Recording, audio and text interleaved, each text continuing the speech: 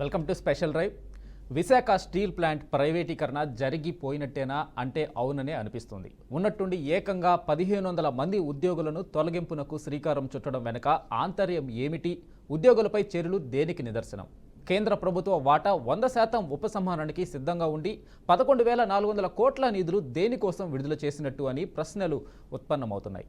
పాత బకాయిలు చెల్లించి అప్పులు అన్ని తీర్చి అదానికి అప్పగించడానికా అంటూ విమర్శలు వ్యక్తమవుతున్నాయి. శాశ్వత సీఎండీని ఎందుకు అపాయింట్ చేయడం లేదని మండిపడుతున్నారు. ఈ స్టీల్ ప్లాంట్ నష్టాల్లో ఉండగా పక్కనే ఉన్న మెటల్ గ్రూప్ ఏర్పాటు చేయబోతున్నట్లు స్టీల్ ప్లాంట్కి భూములు ఇవ్వడం ఎందుకు?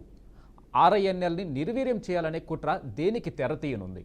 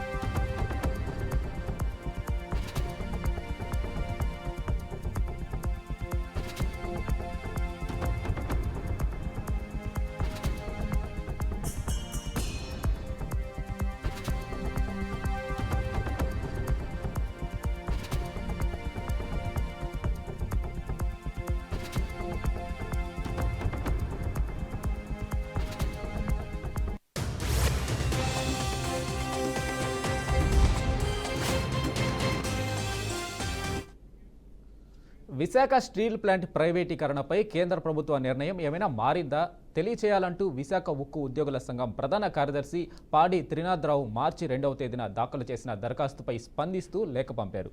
దీనికి సంబంధించి ఆర్థిక వ్యవహారాల కేబినెట్ కమిటీ CCEA తీసుకున్న నిర్ణయంలో ఇప్పటి వరకు ఎటువంటి మార్పు లేదని మార్చి 18వ తేదీన రాసిన లేఖలో స్పష్టం చేశారు. విశాఖ స్టీల్ ప్లాంట్కు కేంద్రం ప్రకటించిన ప్యాకేజీ తాత్కాలికమేనని, అది ఉద్యోగుల పెండింగ్ జీతభత్యాలు, స్వచ్ఛంద పదవి విరమణల కోసమేనని తేలిపోతుంది. ఇక విశాఖ ఉక్కు ప్రైవేటీకరణ నిర్ణయాన్ని పూర్తిగా వెనక్కి తీసుకోవాలంటూ అటు కార్మిక సంఘాలు పోరాడుతున్నాయి. స్టీల్ ప్లాంట్కు కేంద్రం 11,400 కోట్ల ప్యాకేజీ ప్రకటించిన వెంటనే టీడీపీ కూటమి నేతలు పోటీ పడి మరీ సంబరాలు చేసుకున్నారు. ఇదంతా చంద్రబాబు ఘనత అంటూ టీడీపీ టపాసులు కాల్చగా అంతా పవన్ వల్లేనంటూ జనసేన డంకా మోగించింది.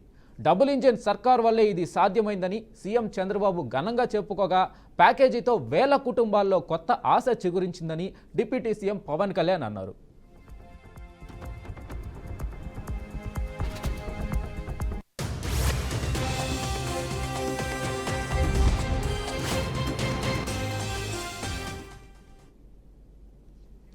అయితే స్టీల్ ప్లాంట్ ప్రైవేటీకరణపై కేంద్రం ఏమాత్రం వెనక్కి తగ్గలేదని ప్యాకేజీ ప్రకటించిన తర్వాత చోటు చేసుకున్న పరిణామాలు స్పష్టం చేస్తున్నాయి.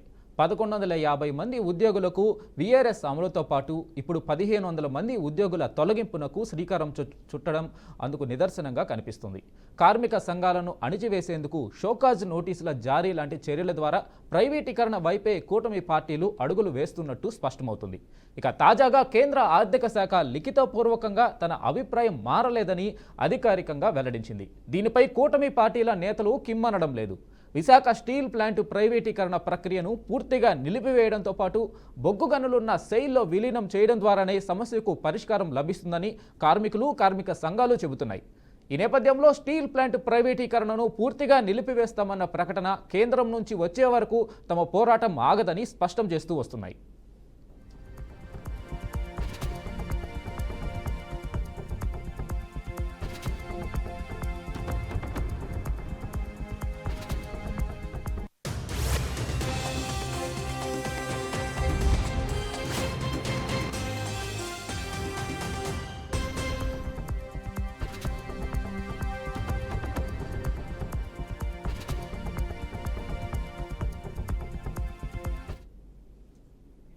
ప్యాకేజీ ప్రకటించిన తర్వాత కూడా ఉక్కు ఉద్యోగులకు ఇంకా 2 నెలల జీతాలు పెండింగ్లోనే ఉన్నాయి. ప్లాంట్ తేరుకోగానే ప్రైవేటీకరణ చేసే ప్రమాదం ఉందన్న ఆందోళన కార్మికుల్లో వ్యక్తమవుతుంది. కార్మికుల గొంతు నొక్కేందుకు పోరాట కమిటీ నేత అయోధ్య రామ్కు షోకాజ్ నోటీసులు జారీ చేసి యజమాన్యాన్ని ఉపసంహరించుకోవాలని కార్మిక సంఘాలు డిమాండ్ చేస్తున్నా ఇంతవరకు స్పందించలేదు. ఇక స్టీల్ ప్లాంట్లో ఉద్యోగుల స్వచ్ఛంద పదవి విరమణ, వీఆర్ఎస్, కాంట్రాక్ట్ కార్మికుల తొలగింపు చర్యలు కొనసాగుతూనే ఉన్నాయి. ఇప్పటికే 1050 మంది ఉద్యోగులు వీఆర్ఎస్ పొందేందుకు గ్రీన్ సిగ్నల్ లభించింది. రెండో దఫా వీఆర్ఎస్కు కూడా యాజమాన్యం సిద్ధమవుతున్నట్లు తెలుస్తుంది. ఇక కాంట్రాక్టు కార్మికులను ఇష్టారాజ్యంగా తొలగిస్తూ ఇప్పటికే 364 మందిపై వేటు వేశారు. మొత్తంగా చూసుకుంటే 3500 మంది కాంట్రాక్టు కార్మికులపై కత్తి వేలాడుతుంది. ఈ పరిణామాలన్నీ గమనిస్తే స్టీల్ ప్లాంట్ ప్రైవేటీకరణకే కూటమి ప్రభుత్వం కొమ్ము కాస్తున్నట్లు స్పష్టమవుతుంది.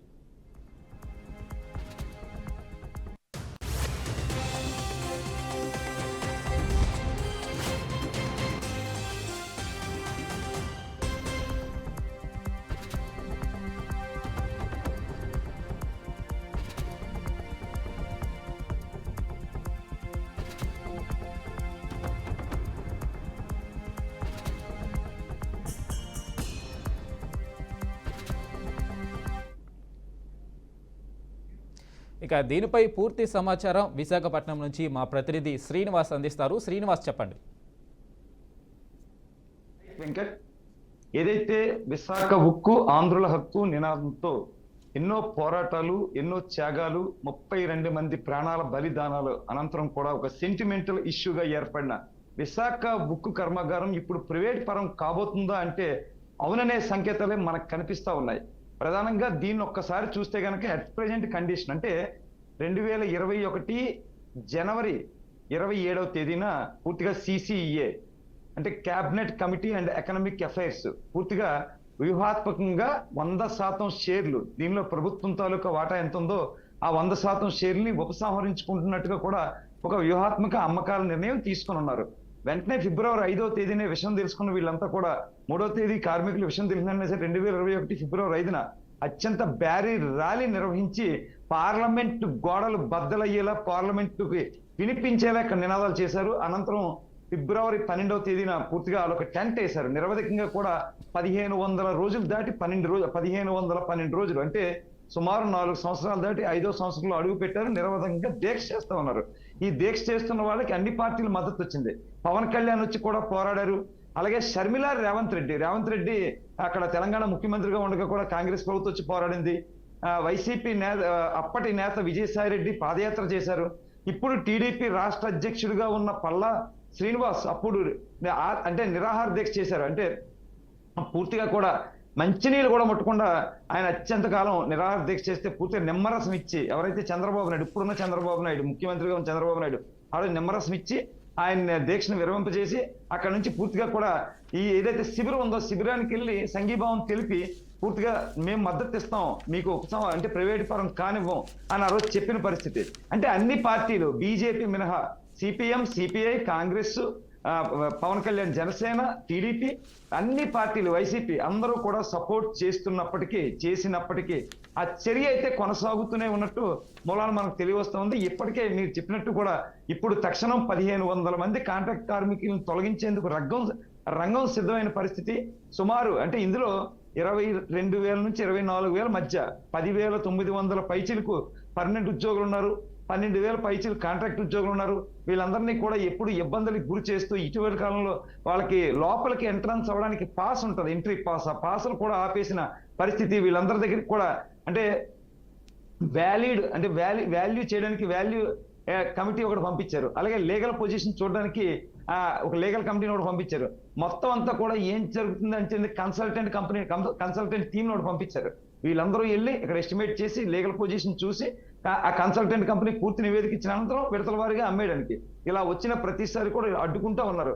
ఏదైతే ఎకనామిక్ అఫైర్స్ కమిటీ ఆ రోజు నిర్ణయం తీసుకుందో దానికి సంబంధించి త్రినాథరావు అనే వ్యక్తి ఏం జరుగుతుందని కనుక్కుంటే దీపం నుంచి వచ్చిన రిప్లై, అదే నీతి ఆయోగ్ దీపం నుంచి వచ్చిన రిప్లై ఏంటంటే the process have been continued అని వచ్చింది. దాని అర్థం ఏంటంటే ఆ రోజు 2021 జనవరి 27 ఏం తీసుకున్నామో అదే ప్రాతిపదికన కొనసాగిస్తున్నాం అని చెప్తా ఉన్నారు. ఇటీవల కాలంలో కుమారస్వామి వచ్చారు, ఇటీవల కాలంలో భూపతిరాజు శ్రీనివాస్ వర్మ వచ్చారు. ఈ సెంట్రల్ మినిస్టర్లు వచ్చి కూడా పూర్తిగా అది ప్రైవేట్ పరం కానివ్వబోమని చెప్తా ఉన్నారు. నరేంద్ర మోడీ 2 సార్లు వచ్చినప్పుడు కూడా ఇక్కడ ప్రతిపాదన పూర్తిగా కూడా జగన్మోహన్ రెడ్డి పెద్ద సభలోనే అడిగిన పరిస్థితి. చంద్రబాబు నాయుడు కూడా ప్రైవేట్ పరం కాదని చెబుతున్న పరిస్థితి. కానీ దానికి అనుగుణంగా చూసుకుంటే చర్యలు అయితే మాత్రం భిన్నంగా జరుగుతున్న పరిస్థితి. ఒకసారి స్టీల్ ప్లాంట్ స్టార్ట్ అయిన దగ్గర నుంచి 1988 టైంలో ఉత్పత్తి సామర్థ్యం స్టార్ట్ చేశారు. అప్పుడు కేంద్రం 5,000 కోట్ల రూపాయలు మాత్రమే ఇచ్చింది. తర్వాత ఈ 40 ఏళ్ల కాలంలో 54,000 కోట్ల రూపాయలు వీళ్ళు పన్నుల రూపంలో కేంద్రానికి చెల్లించారు. అప్పటి నుంచి బొగ్గు గనులు రాష్ట్రం అంటే 100 సంవత్సరాలకి సరిపడే బొగ్గు గనులు అయితే వాళ్ళ దగ్గర ఉన్నాయి. ఒక్క బొగ్గు గని కేటాయించమన్నా కేటాయించట్లేదు. పోనీ శైలిలో కలిపిమంటే కలపడం లేదు. ఉద్యోగులు భద్రత అంటే ఇవ్వట్లేదు. 54,000 కోట్ల రూపాయలు వాళ్ళకి పన్నులు చెల్లించడమే కాకుండా 3.5 లక్షల కోట్ల రూపాయలు ప్రాఫిట్స్ దాన్ని చూపిస్తా ఉన్నారు. అంటే అంత ఆదాయం, అంత ఆస్తి దానికి ఉంది. ఆ రోజు 5,000 కోట్లు మాత్రమే ఇస్తే ఈ రోజు ఎంత ఉత్పత్తి సామర్థ్యాన్ని పెంచుతూ 24,000, అంటే ఇది సంవత్సరానికి 7 మిలియన్ల టన్నుల ఉత్పత్తి సామర్థ్యం, 24,000 మంది ప్రత్యక్షంగాను 1 లక్ష మంది పైచీలకు పరోక్షంగాను ఉపాధి పొందుతా ఉన్నారు. 24,000 ఎకరాలు భూములు ఇచ్చిన నిర్వాసితులు ఎవరైతే ఉన్నారో ఆ నిర్వాసితుల్లో ఇంకా 8,000 మంది 6 నెంబర్తో ఉన్నారు తప్ప వాళ్ళకి ఎలాంటి ఉద్యోగ ఉపాధి అవకాశాలు కూడా కల్పించబడలేదు. వీళ్ళ ప్రధాన డిమాండ్ ఏంటంటే బొగ్గు గనులు కేటాయించమంటున్నారు, ఉద్యోగ ఉపాధి అవకాశాలు భద్రత కల్పించమంటున్నారు, ఎట్ ఎ టైం శాలరీలు ఇవ్వమంటున్నారు. ఇవన్నీ కాకుండా 11,440 కోట్లు ఇటీవల మనకి బడ్జెట్ అలొకేట్ చేశారు. చేసిన బడ్జెట్ లోంచి వీళ్ళకి జీతాలు ఇవ్వడం కానీ, లేదా మెయింటెనెన్స్ కి డబ్బులు ఇవ్వడం కానీ, లేదా బొగ్గు గనులు అంటే ఏదైనా ముడిసరుకు కొనుక్కోవడానికి డబ్బులు కానీ అందులో తీయడానికి లేదు. పూర్తిగా డబ్బంతా కూడా ఏదైతే జిఎస్టీ రూపంలోనో, ఏదైతే అది బ్యాంకులకి బాకీలు ఉన్న రూపంలోనో పూర్తిగా కన్వర్ట్ చేసి, అంటే అనౌన్స్ చేసిన డబ్బును కాస్త మళ్ళీ ప్రభుత్వ ఖాతాల్లోకి మళ్లించుకున్నారనే విమర్శ అయితే పూర్తిగా ఇక్కడ వినిపిస్తా ఉంది. ఇక్కడ ప్రధానంగా చూసుకుంటే మనం అంచనాగా లెక్క పెట్టుకుంటే ఒక సుమారు 10 లక్షల కోట్ల పైచిలికే బ్యాంకులకి ఎగనామం పెట్టిన పరిశ్రమలు చాలా ఉన్నాయి. పారిశ్రామిక రంగం అభివృద్ధి అని చెప్పుకుంటున్నప్పుడు కూడా ఎగనామం పెట్టారు. కానీ ఈ స్టీల్ ప్లాంట్ నుంచి చూస్తుంటే ఒక్క రూపాయి కూడా ఏ బ్యాంక్ కి ఎగనామం పెట్టకుండా లాభాల బాటలో ఉన్నదాన్ని నష్టాల బాటలో చూపిస్తూ శాశ్వత సిఎండిని కూడా ఏర్పాటు చేయకుండా నిర్వీర్య దిశగా బ్లాస్ట్ ఫర్నిష్ పాడైపోతే దాని నిధులు మంజూరు చేసి డెవలప్ చేస్తే సరిపోద్ది, బొగ్గు గనులు ఇస్తే సరిపోద్ది. ఇవేమీ చేయకుండా దాన్ని నిర్వీర్యం చేస్తూ వాళ్ళ కార్మికుల ఉద్యోగ భద్రతని తుంగలో తొక్కేస్తూ పూర్తిగా అబాలిష్ చేసే దిశగానే కేంద్రం పనిచేస్తున్నట్టే పూర్తిగా వినిపిస్తా ఉంది. ఈ నేపథ్యంలోనే ఇటీవల కాలంలో 1,050 మందిని విఆర్ఎస్ పంపించారు, మరికొంతమందిని ట్రాన్స్ఫర్ చేయించారు. ఇది కాకుండా ప్యారలల్ గా ఇప్పుడు నక్కపల్లి దగ్గర ఆర్సెల్ఆర్ మిట్టల్కి ఉక్కు పరిశ్రమ పెట్టుకోవడానికి అన్ని అనుమతులు జారీ చేస్తా ఉన్నారు. ఇమీడియట్ గా వాళ్ళు 2029కి 7.9 మిలియన్ టన్నుల సామర్థ్యంతో 20,000 మందికి ఉద్యోగాలు కల్పిస్తామని ఆ మిట్టల గ్రూప్ చెప్తా ఉంది.